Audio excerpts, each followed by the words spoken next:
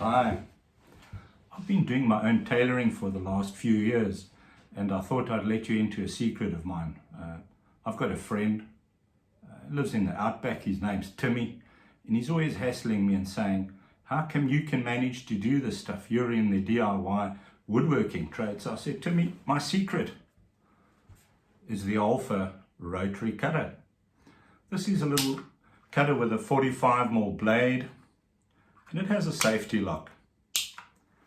What this does for me as a guy, it allows me to cut a straight line. I've tried with scissors, hasn't worked. Little chips and nicks all the way. So let me show you.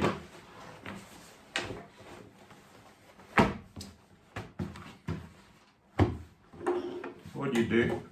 I think this is a secret that the craft market has kept away from us as DIY guys. Okay, there we go. Easy as this. I take my square, level, place it on top of my denims, and roll the cutter across. With one stroke, it's done.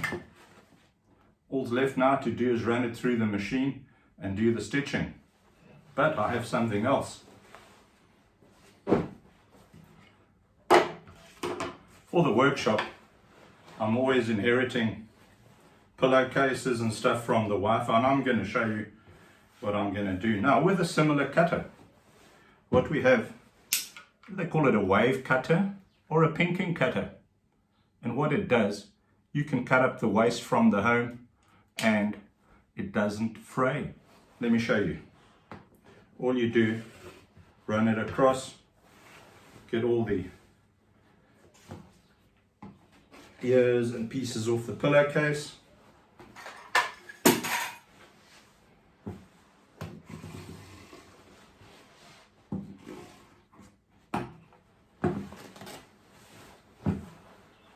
There we go.